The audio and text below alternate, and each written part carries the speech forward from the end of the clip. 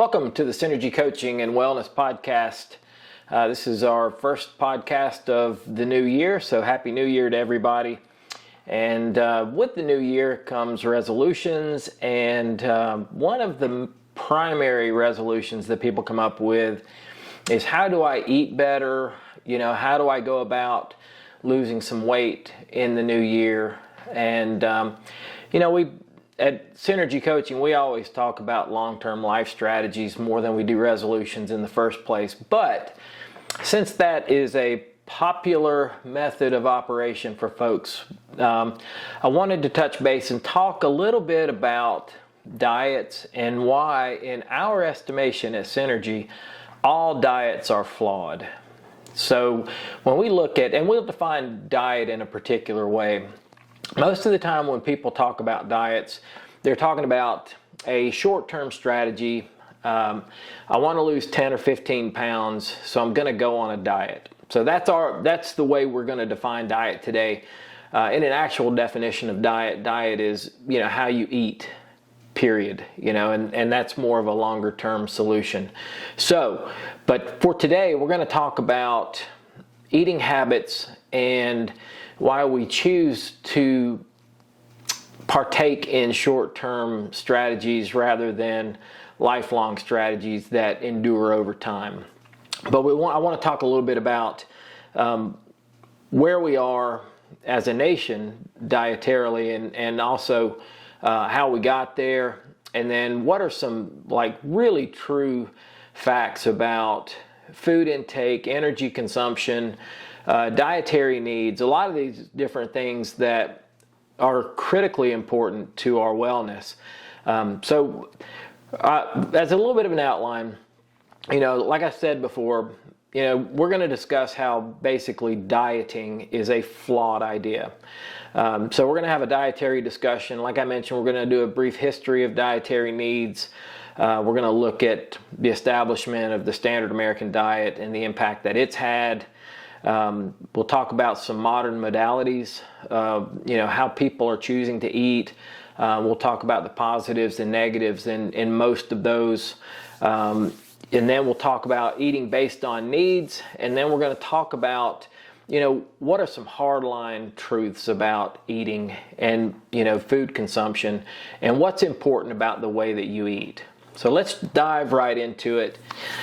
As always, if you're watching this video on YouTube, please smash that like button. It helps us grow our network, and it helps with the algorithms, and it gets us out in front of more people. So it's really important. If you're watching this and you like what you're hearing, please hit that like button so that we can grow the channel. Also, please subscribe to the Synergy Coaching channel. That way you'll be notified of all future content. Also, if you're watching this and you're interested to learn more about Synergy Coaching and Wellness, please visit our webpage at www.synergycoaching.com, and you'll learn a lot about who we are and what we are at that webpage. So please take time to visit that, and reach out and contact us through the webpage if you want, or you can contact through my email address, which I posted above. So as a starting point today, I'm going to pop this up. This is a nationwide obesity rate chart from the 1960s through 2018. So keep in mind, when we look at this chart, understand that we're really 6 years behind. I mean, we just crested into 2024. So these numbers, based upon the trend line that we're looking at here, have only gone up. These numbers to me are staggering. When we look at the nationwide obesity rate in the early 1960s, we were a tick above 10%.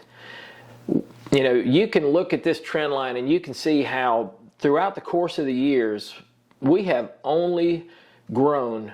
We've grown almost 3 times that obesity rate, maybe even almost 4 times that obesity rate, because we're hovering at about 42%. As of 2018. So this number to me is obscene, and we really need to kind of dive in and figure out, what the heck is going on? Why are the obesity rates so high in this country right now? And really, it's not just United States issue. It's a Western world issue. So we're going to kind of dive in and look at a little bit of history and kind of try and figure out just exactly what's going on with that and why that number has increased the way that it has, and especially why it's increased from the late 80s onward. So diving into this dietary discussion, we had mentioned that it seemed like we had this catastrophic rise in obesity from the 1960s onward.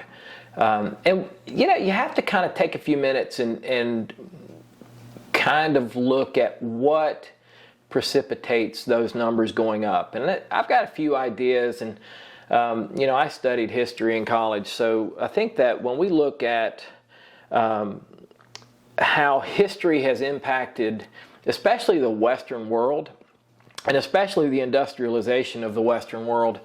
And there are a couple of things that happened post-World War II that really changed the way consumers consume, and especially the way that consumers of food changed the way that they went about consuming. So let's look at what happened. Post-World War II, we looked at more and more urbanization of America. As more and more people moved to the city, as the Industrial Revolution had already started, but we had more and more people moving to the city and into the suburban areas, and moving away from a rural lifestyle that pre-1950 was the norm. We had more people living an urban lifestyle, but living a rural lifestyle, which was healthier. There was more movement, but the food was probably more whole. Post-World War II, and the growth of industrial foods, and especially fast foods, that's the one thing, and I will attribute one thing to the changing culture of the American diet. Well, there's a couple of things, but one thing that really precipitated a massive change is the advent of the interstate highway system. And if you look at what happened once we created interstate highways that trekked across this country, we made it easy for people to get on and off of these interstates and get food on the run and get food on the go. So there was the advent of fast food, whether it be, you can look at the rise of McDonald's, Arby's, Kentucky Fried Chicken. There's a really good documentary on the History Channel about how the creation of these vast food empires grew. But it's not just that. Although that was a horrible thing to have happen for the American diet, because those foods are fast and they're cooked in really dangerous oils to consume on a regular basis. We also developed the standard American diet, and we thought it'd be a good idea to come up with a dietary solution as a nation to solve the problem of hunger. And when we looked at that, the idea was we had to have four tenets that needed to be met with the standard American diet. You needed to have high production, so the food had to be produced efficiently, and you had to be able to produce it in bulk. It had to be inexpensive. It had to be non-perishable, and it had to taste good. So if we take those four tenets of how we wanted to produce food so that we could feed the masses, we shifted from a balanced diet to more of a more processed, high carbohydrate diet. So our diet shifted to a lot of processed grains and processed breads. We made them in bulk, and we stripped out a lot of the micronutrients from these foods as we did that. Like if you look at the process of wheat that goes into a product like processed bread, there's not much value there. And the reaction in the body and the sugar that's created the glucose that's creates bigger issues that we're going to talk about here in just a minute. And then we put additives to it to keep it from being perishable. Tenet number 3, it needed to be non-perishable. And then how do you make this hyper-processed food, how do you make it taste good? Well, you do that by adding ingredients like monosodium glutamate, a lot of other additives to give the food flavor and color to make it appealing. So with the establishment of the standard American diet, we created this really, this food that's really lacks wholesomeness, and that became a huge problem for our bodies to manage, and we'll talk about a little bit how that works. But anyway, so when you look at the standard American diet and what the goal was with the standard American diet, it wasn't really to make Americans healthy.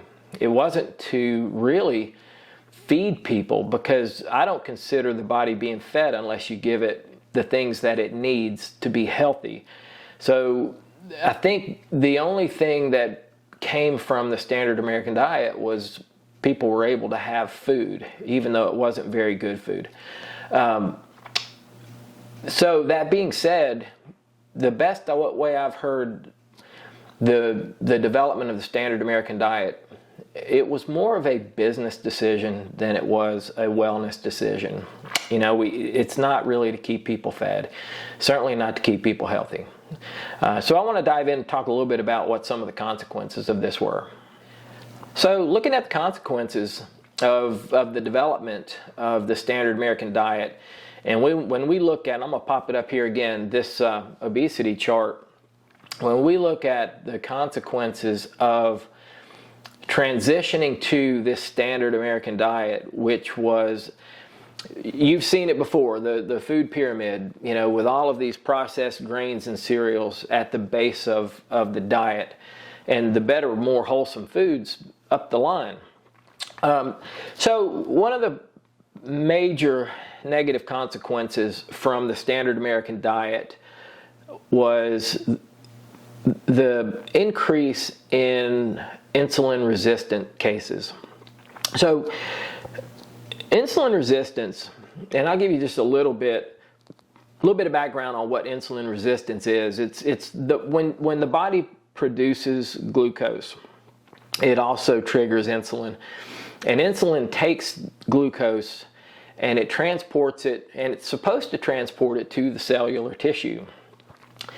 When we continually inundate our bodies with foods that, when digested, produce high levels of glucose, which create high levels of insulin being spurred on within the system, the cells reach a point to where they're like, hey, hold on, we've had enough, I don't want any more. So it begins to push back, and it resists insulin, and it resists more glucose and more energy into the cells, because they've got all they need. So the body's natural response to that is to store this glucose, and it does that by storing it in fats. So that's how we begin to store fat and fatty tissue in the body. There's some other things that come into play, and that's a really rudimentary explanation of how insulin resistance works. We've done some other podcasts and videos on insulin resistance, and we'll do a lot more, because honestly, I think that insulin resistance is the most devastating disease that no one is focused on in this country. And I call it a disease because I think it's the root cause of a lot of what people consider diseases. When people look at obesity, they'll call obesity a disease. Well, I don't think obesity is a disease. I think obesity is a symptom of a larger disease, and that disease is insulin resistance. Some other things that insulin resistance leads to, it leads to type 2 diabetes. I just mentioned obesity, heart disease, bodily inflammation, which can link itself to a lot of other diseases and a lot of metabolic syndrome issues. It's even been linked to dementia and Alzheimer's disease. So it's really critically important that that we monitor that. And one of the things that we do in our Synergy Academy at the very front end, we have folks establish a baseline, and part of that is go to your doctor and get very specific blood work, and we outline that into the things that you need to get, because if you get like a normal blood lipid panel, they don't typically give you what your insulin levels are, and there's some other things that we suggest that people get and track and begin to track those things as they go along. So anyway, so that's probably the primary negative consequence to the standard American diet, is that insulin resistance. So when we talk about, modern dietary / weight loss modalities, God, there's so much out there. Before I put this video together, I like to keep my finger on the pulse of what's passing for information out there, and what people are being shown, and a lot of people get their information from places like YouTube, where you are right now, and then from the internet in general. And gosh, the one thing that is astonishing to me is just how much is out there, just how much information is out there.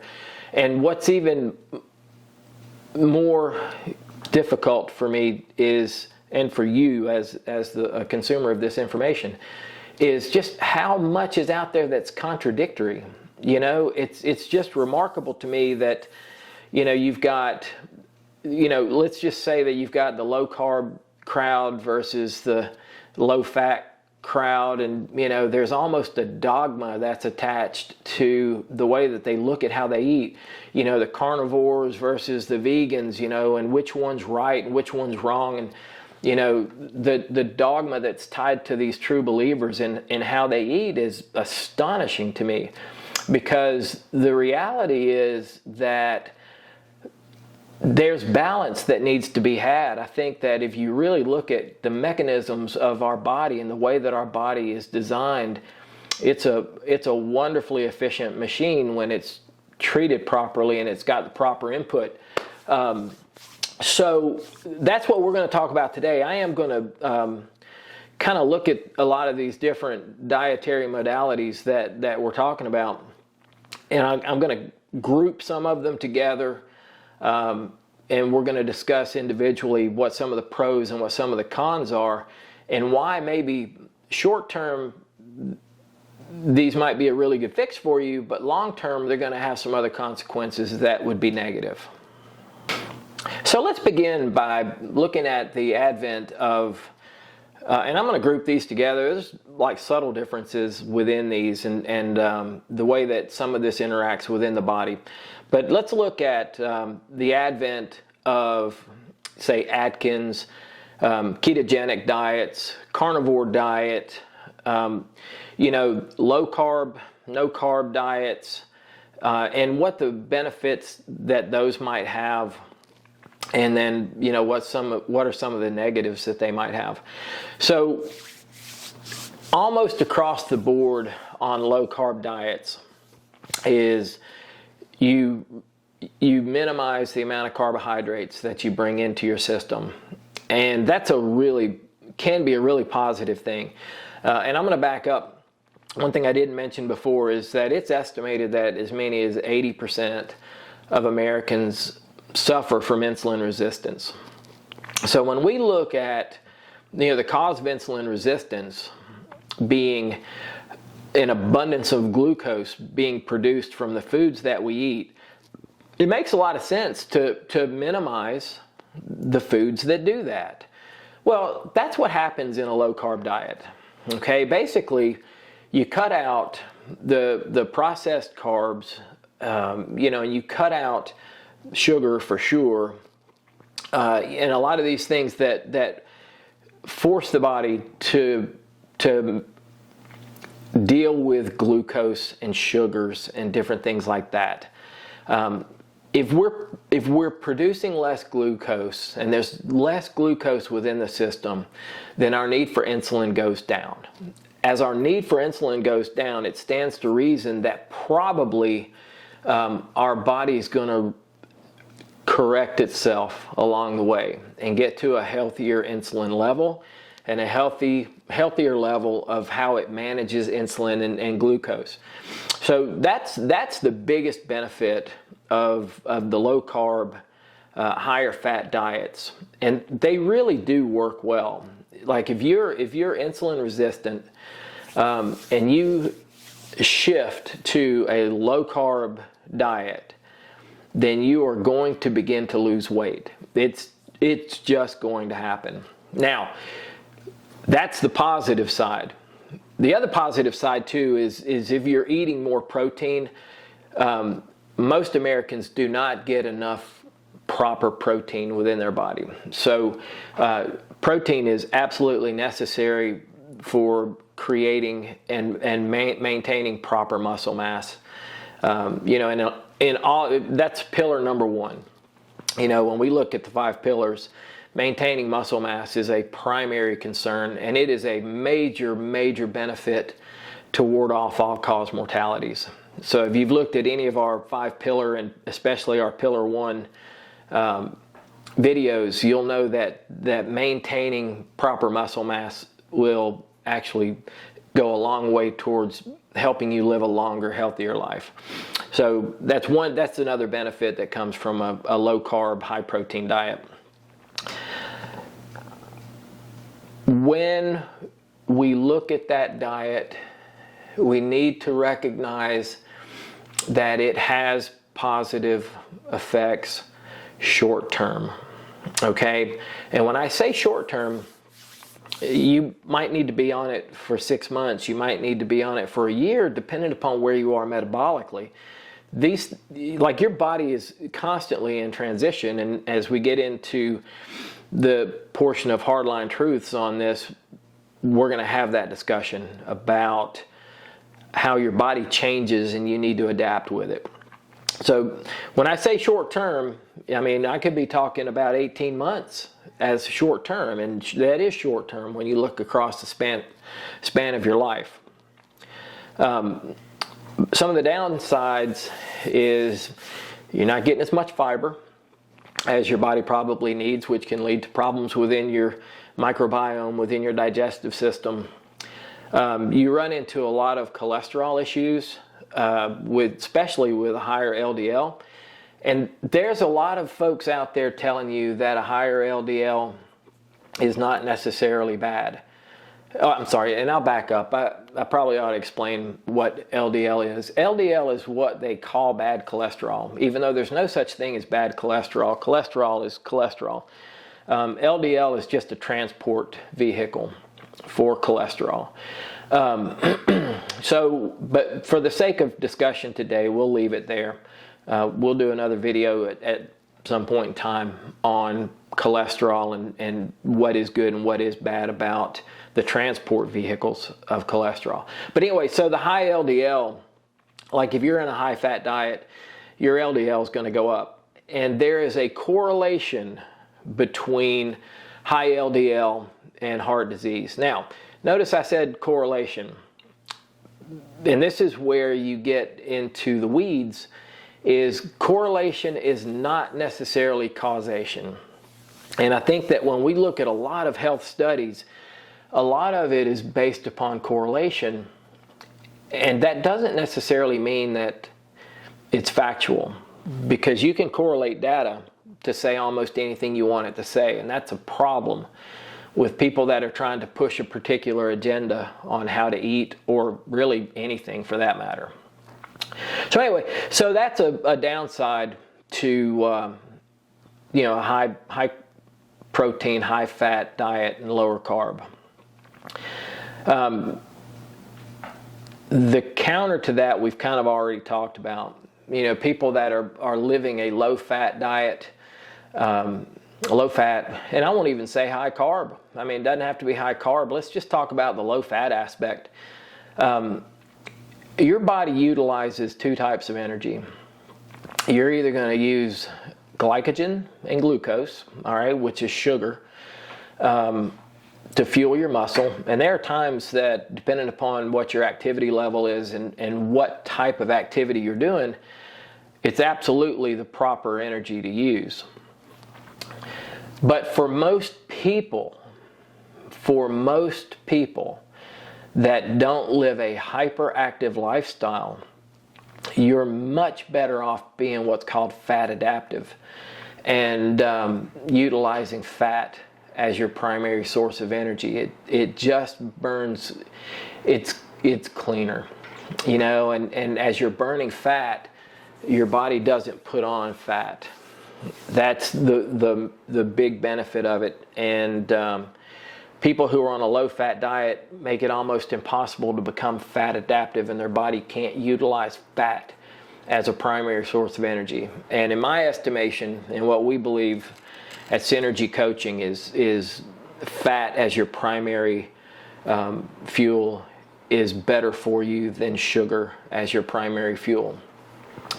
Now, that doesn't mean when I go out and ride my bike for 100 miles that I want to be utilizing fat as my primary fuel. Or if I'm doing a VO2 max workout, or if I'm doing a HIIT workout, or if I'm in the weight room, I don't want fat to be my primary fuel. I want it to be carbohydrates. And there's a lot of reason for that, and we'll discuss that in later videos. But so that's the downside of the low-fat diet is you don't really allow yourself to be fat adaptive and utilize fat as a fuel. Your carbohydrates become your primary source of fuel. So the final modality in terms of food that we eat and the types of food that we eat is probably my favorite, and I think, in my estimation, is the healthiest modality of eating, and that's a Mediterranean type diet or South Beach diet, depending upon how you look at it. It's a diet that focuses more on a healthy balance of your macronutrients. So instead of having, like with a low carb diet, you're sitting at 55% protein, you're sitting at 35% fats, and then the balance of that is left over in carbs, and maybe that ratio is even too high in the fat to carb ratio, or not high enough for fats to carb ratio, depending upon how strict you are on the low carb part of your diet. The Mediterranean diet is much more balanced in its macronutrients, and it tends to be healthier. There is a heavy focus on a true Mediterranean ideal diet on whole foods, and not nearly as much on, like, the carbs don't come from processed carbs. It's fresh vegetables, it's healthy proteins, and it's fish, and it's beef, but it's healthy beef. It's not super high fat beef. There are a couple of things, and I'll talk about that here in just a minute, that I don't agree with about true Mediterranean diet, the way it's positioned. But I think overall, the use of olive oils and healthy fats like olives and avocados and different things like that really, really work efficiently for the body. And once you are metabolically healthy, I would suggest that this is where you need to live as much as possible. Now, if things change, and like we talked about earlier in the video, you may find yourself at a different spot and you need to adjust, and we'll talk about how to know what those look like, when you're supposed to change. But for overall, Mediterranean diet is much healthier. The one thing that I'll push back on with, when most people talk about Mediterranean diet, they include a glass of wine a day. They've got this idea that drinking a glass of wine every day is a healthy thing to do. And this goes back to corollary studies. There's a correlation that shows that people that drink a glass of wine a day have less heart disease. Well, that may be true. They may drink a glass of wine every day and have less heart issues or cardiovascular issues, but does that come from the wine? Probably not. The studies typically show that it comes from resveratrol, which is a component within the wine. And you can get resveratrol supplements and they're out there. And you can take that without the downside of the alcohol. And we'll talk about alcohol consumption when we talk about things not to do. But I don't believe that wine on a daily basis is necessarily a healthy thing to do. I'm not opposed to drinking wine, drinking a bourbon. I'll occasionally drink a bourbon myself. Life needs to be lived, but you need to live smart, and you need to understand what the ramifications of your actions are when you do. When I drink a glass of bourbon, I know that my HRV is going to be down the next day. There's a downside to that behavior, and if you know that and understand that going into it, you learn to limit those things. So anyway, that's a different discussion. But anyhow, so that's the downside to the Mediterranean. Overall, that's probably the way to eat. So one other thing I want to talk about is fasting. And, what are the benefits of fasting? There's a lot of discussion about fasting being like the end-all be-all for folks who are obese and folks who are dealing with insulin resistance. And it's a way that you should live your life going forward for the balance of your life. And there are a lot of people on the internet right now that you'll see them, they'll go from being really hardcore fasters and then they like change their mind about it. And there's a reason why they do that. Fasting is a really healthy thing to do. I fast. I'm an intermittent faster most of the time, but I don't intermittent fast every day. I mix it up, and I have to be really careful about why I do it. Let's talk a little bit about intermittent fasting and long-term fasting and what the benefits are to start with. So, if you are insulin resistant and you fast, it will help. And the rationale for that is it's the mechanisms within the body that help. And so I don't want to do correlation stuff. Correlation will tell you it's calories in, calories out, and I'm a firm believer in that. But I do believe that how we take those calories in, when we take those calories in, and the type of calories that we take in impact the calorie outside. Right? So calories in are pretty easy to figure out. We know that the number of calories that we take in, but the moving target is the calorie outside.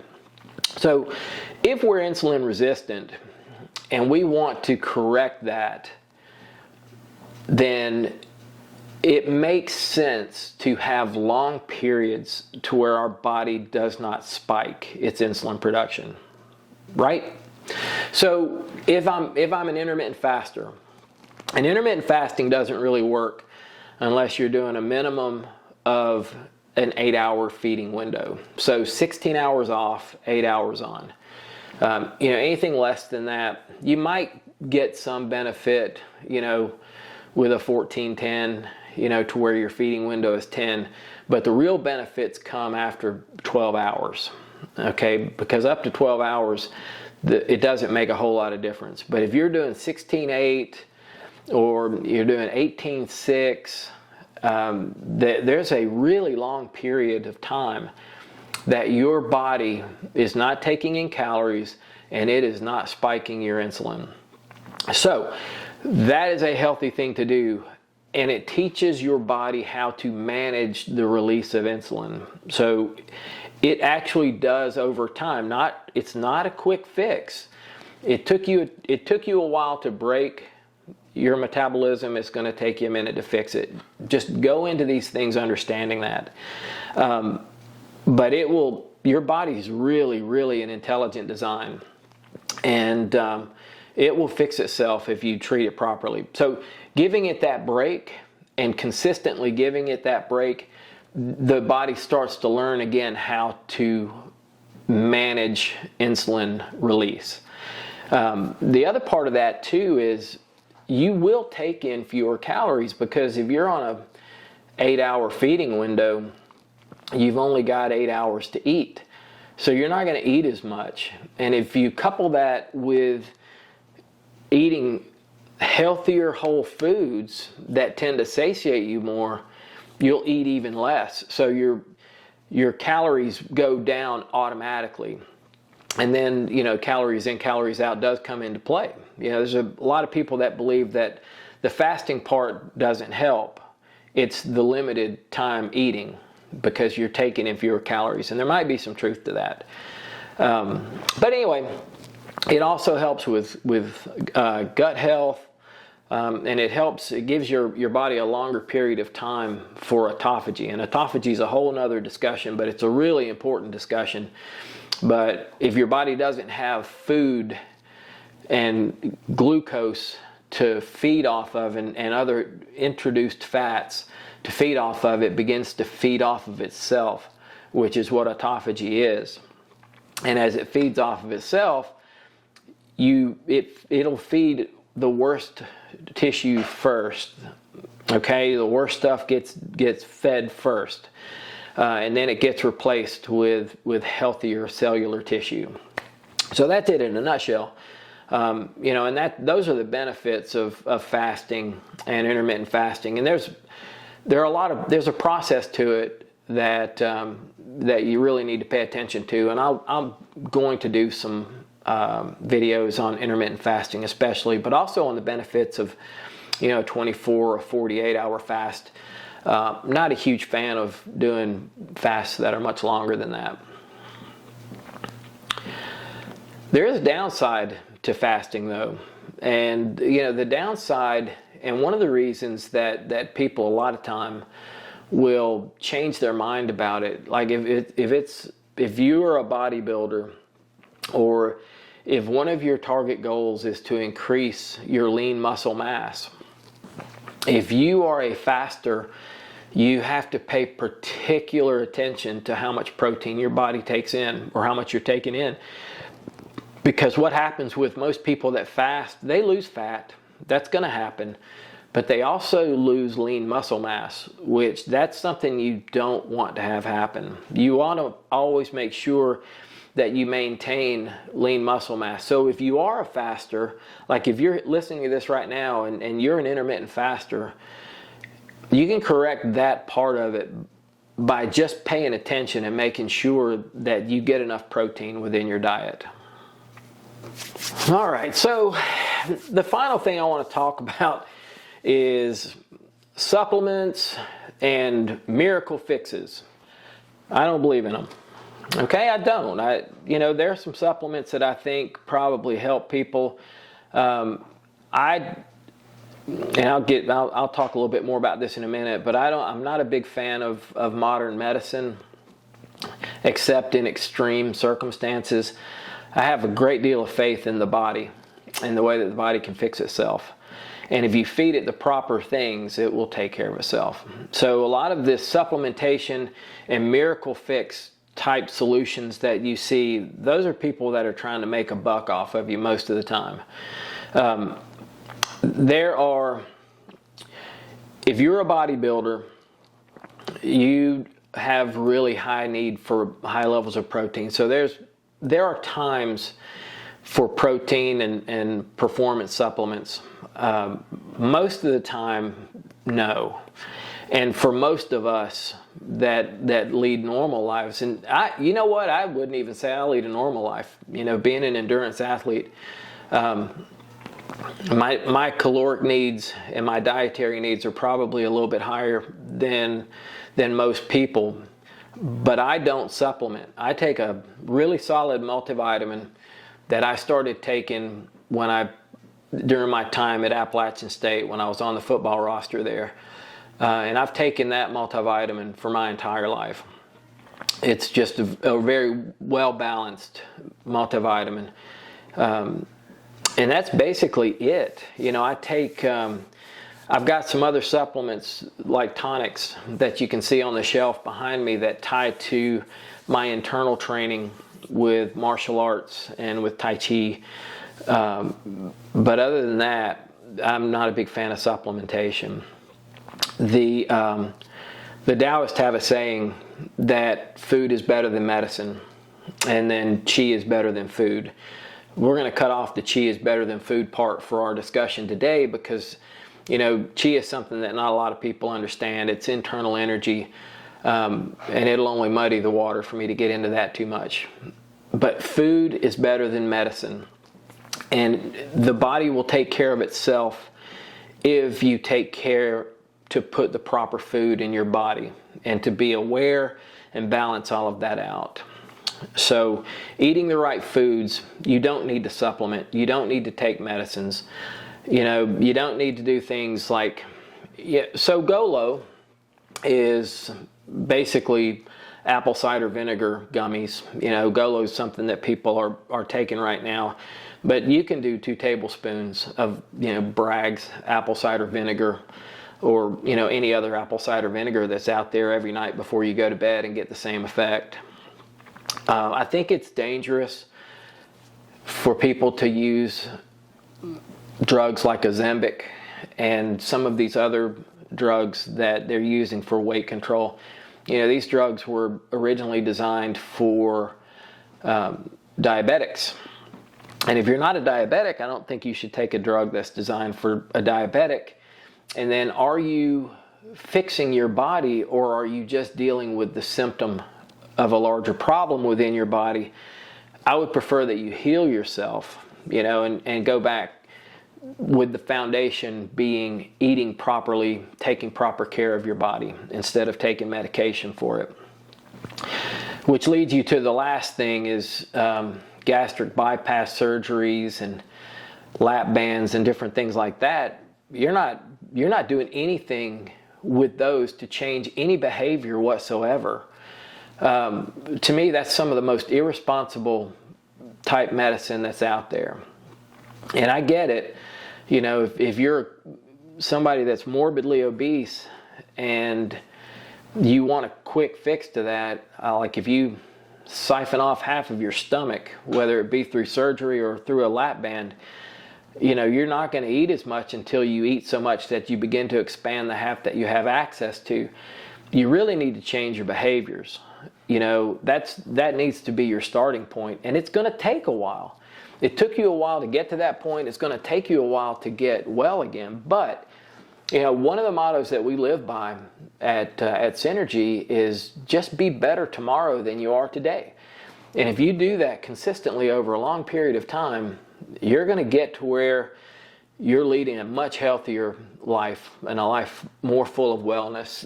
And it comes about naturally, and you're fixing your body. So when we look at all of these modern modalities, where does this lead us? What are we looking at? What are the right solutions? Where do we go from here? So let's talk about things that work long term. And I want to start this off by jumping back to that Daoist axiom that I had mentioned earlier. Food is better than medicine. So for our discussion and going forward, I would really encourage you to make food your focal point. And there are a couple of things that need to be understood about food and what it means to us, and how what is the value of eating? Why do we do it? What are the mechanisms within the body that help us to be healthy if we put the right stuff in? So let's talk about balance. Your body has a metabolic response to food, and depending upon where you are on the metabolic health spectrum has a lot to do with how you should eat. And we talked about that a good bit earlier on the insulin resistance side of things. If you're metabolically broken, then you need to probably do some more drastic changes to your diet. And I would look at healthy, higher protein, a little bit higher fat, but definitely lower carbs. and get your metabolism and get your basal metabolic rate to a point to where, your body manages the food that you put in better. Once you get to that point, all the systems will work synergistically together, and you'll just be healthier. And there's also response to stressors, and we're not going to get into this, but pillar 4 is stress reduction. And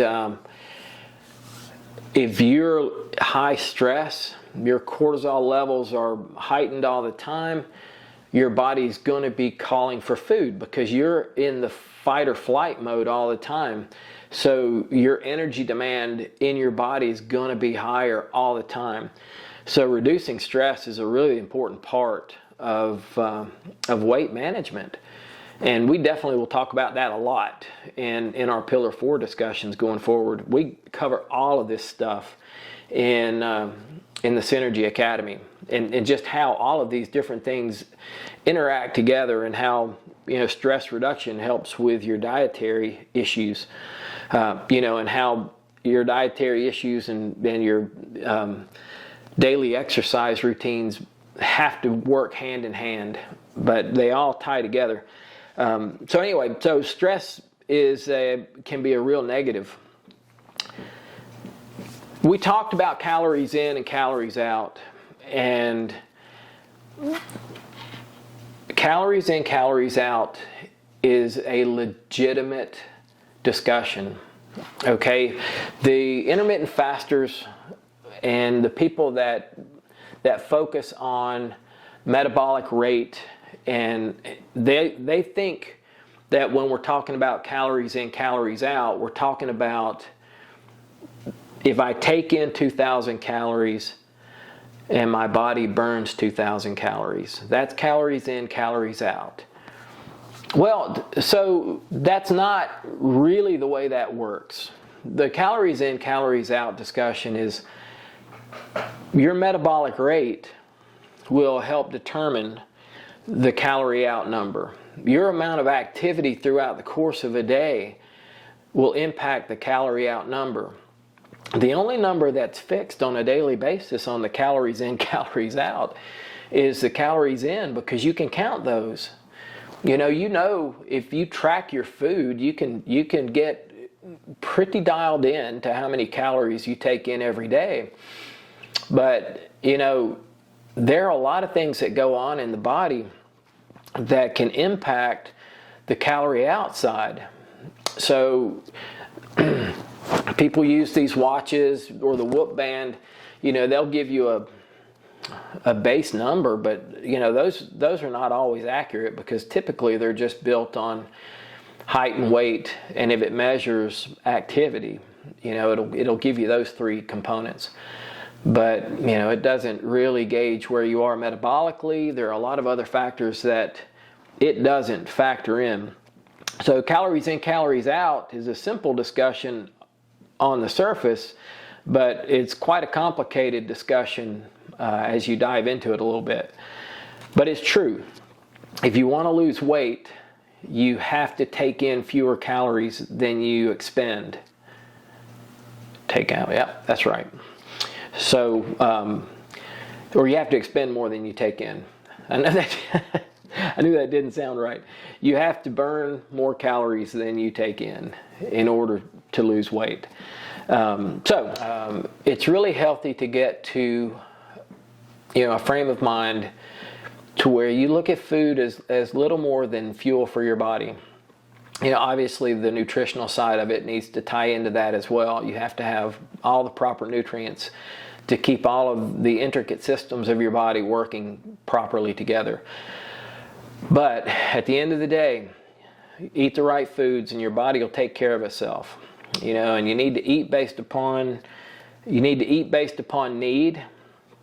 And everybody's needs are different. My needs in the summertime, spring, summer, and early fall are a lot different than they are right now. It's January 8th today. And,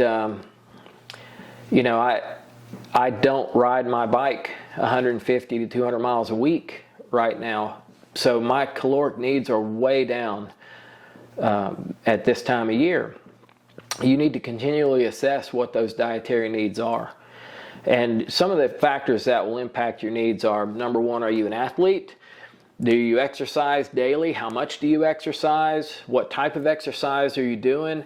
If your goal is to increase your muscle mass, you're going to have to make sure that you get adequate protein. Those are factors that come into play. Your age matters.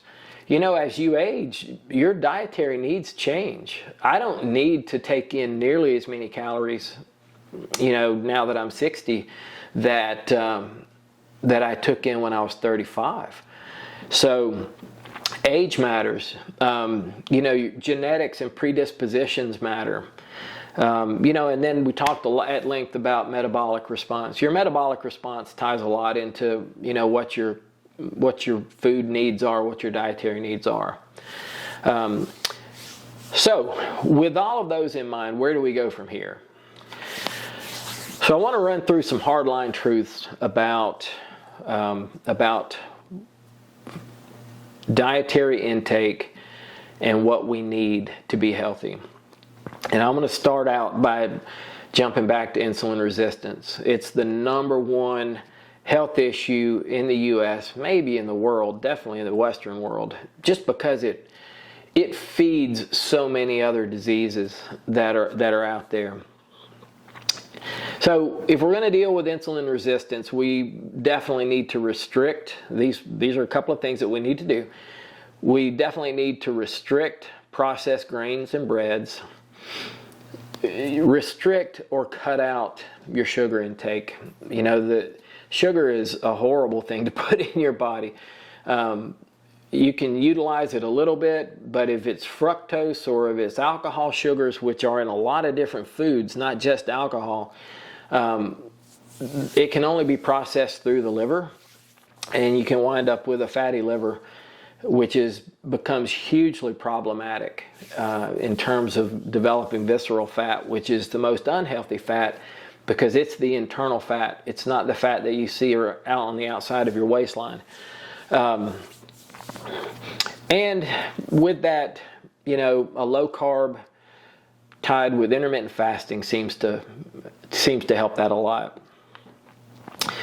In general, okay, moving away from those who have the metabolic issue of insulin resistance, eat whole and organic foods as much as possible. Shop the perimeter of the grocery store. That's where you're going to find your healthiest foods. Anything this is the perimeter of the grocery store. As you walk in, the aisles in the middle, when you look at the food that's in the aisles, and I'm just thinking of the grocery stores in East Tennessee are all laid out basically the same. These aisles over here, candy and ho-hos and different things like that. And then you get into the next aisle over, which is going to be more of your canned vegetables, which if you have to do canned vegetables, that's not the end of the world. But just be aware, read the labels and make sure that you don't have a lot of added sodiums and just added additives that are unhealthy. But they're not going to be as whole and they're not going to be as wholesome. And then you've got cereals and your coffee aisle, and then as you go down, you've got chips and soft drinks and then this unhealthy food. When you shop the perimeter, if I walk the perimeter of a grocery store, I go in, I turn to the right, here are my vegetables down this aisle, and sometimes it'll wrap around, okay, and typically the organic vegetables will be separated. The organic vegetables are going to be a little bit better for you than the non-organic, but they're still whole if they're on the outside. And then you get into the meat aisle, and it's not processed food. It's whole. It's meat. It's your protein sources that you need to have. Then you get to the dairy aisle, which milk and dairies are important. Stay away from like chocolate milks and flavored milks and different things like that. And if you're looking for creamers for your coffee, make sure you read the labels, because there's a lot of creamers out there that aren't very good for you. And then you wrap around, and you're into the cheese aisle, which that's more wholesome food, and then the eggs and different things like that. So the perimeter of the grocery store is always going to be the healthiest place to shop. And remember, like we talked about, food is fuel. When you're shopping the perimeter of the grocery store, you're shopping for high octane fuel. And, that's the best place to be. When you get settled into how you choose to eat, and depending upon where you are, and again, these are things that we can help you with at Synergy. This is what we coach people on. This is what we teach people.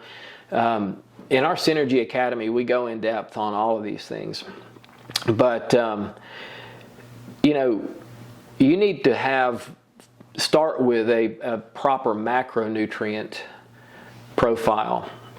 And whatever that is for you, if you're in a healthy metabolic state, you want to have, a good number of proteins, a good number of fats, and, you can eat carbs, but make sure that they're good, not overly processed carbs and not sugars.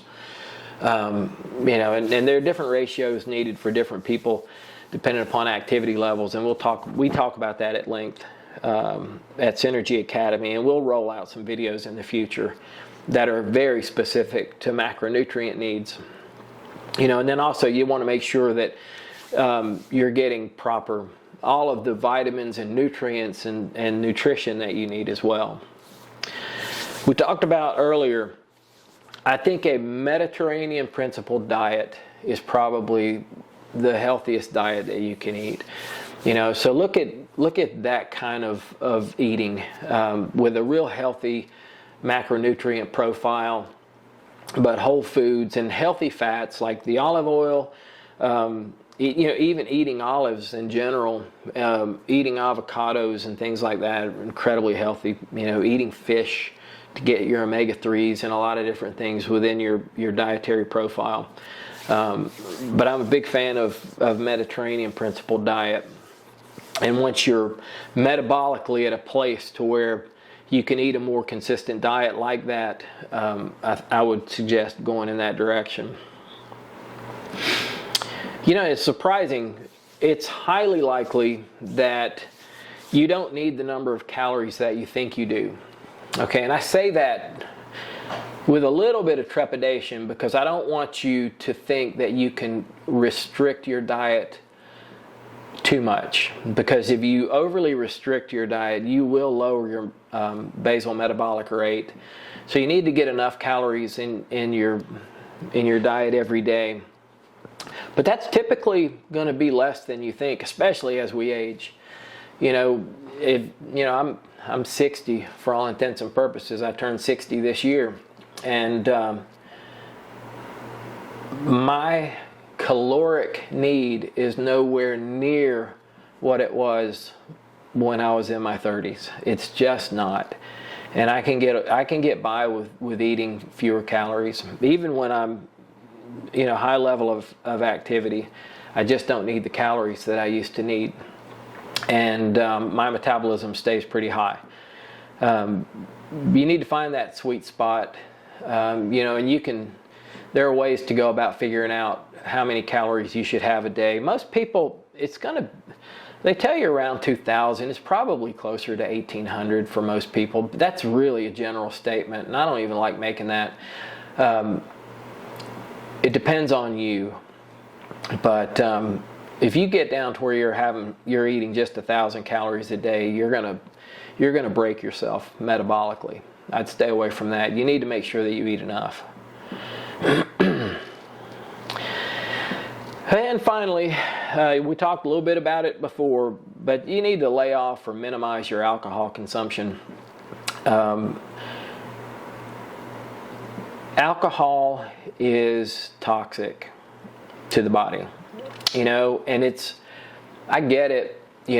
I enjoy a glass of bourbon every now and again, and sometimes I'm a Tennessee Volunteer fan, so there are times that I feel like I need to drink just watching them play football. But for the most part, alcohol is something you should stay away from. The sugar alcohols can only be processed by the liver, and it takes the liver has to work really hard to manage alcohol. People that I work with, people that are in the Synergy Academy, are encouraged to use the whoop strap. You can watch your heart rate variability, which is a key component to recovery. It plummets when you drink. It just does, and that has stress-related issues tied to it. Okay, and I've got scheduled probably in the next 2 weeks. I'm going to roll out a video on HRV, the importance of HRV, what it is. So there'll be a lot of answers about HRV, and the effect of alcohol on HRV is remarkable. But it also makes it very hard to lose weight, if you're taking in alcohol. So in closing, any of you guys that have watched any of our videos and understands a little bit about what we're about and where we come from, that I come from a Daoist tradition. The Daoist and Shaolin are my martial arts experience, but my training on the internal side of things, and especially on a lot of my wellness practice, comes from a Daoist perspective. And so a Daoist approach to anything to do with your health and with your wellness and with life in general and the way you approach things has a huge focus on balance and understanding that change is inevitable. Your diet's the same way. Your dietary needs change, and if you're an intermittent faster, you may wind up needing to change because you find out that your lean body mass is eroding a bit. There are a lot of things that go on and things change, and you need to be aware. So you always need to be focused and assess what your needs are on an ongoing basis, because they're going to change. I'll go back to the Daoist axiom that food is better than medicine.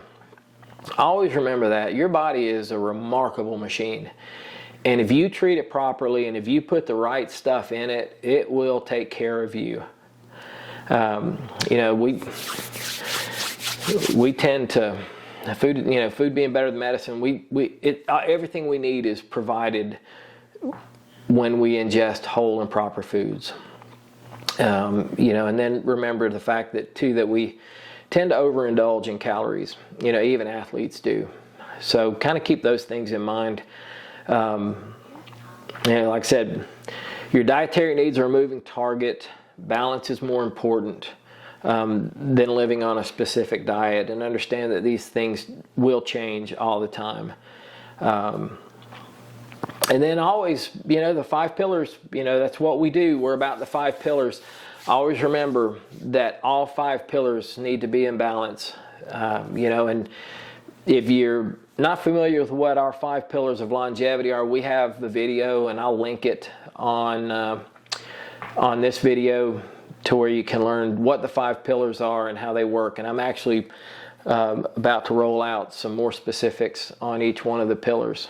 So, and if you want to learn even more about the 5 pillars, self-mastery, and how all of these things work together, by all means, visit our webpage at www.synergycoaching.com and have a look at what we're about. And we have an ongoing course. It's called the Synergy Academy, which will outline everything that you need to know to live the highest levels of health and wellness and stress reduction and just overall the best life you can possibly lead. And longevity is our focus. We want you to live the longest, healthiest life that you possibly can. So anyway, this has been a particularly long video. There was a lot of stuff that once we got into it needed to be covered. So I appreciate you spending the time today. And, I'll probably break this one up into some smaller segments and have it in parts, and have the whole as well. But anyway, thanks for spending the time with us today. And if you enjoyed the video, by all means, hit the like button, join the Synergy Coaching channel, and have a great day. And again, it's first of the year, so Happy New Year to you. And let's get out there and make the best life we possibly can. Thanks.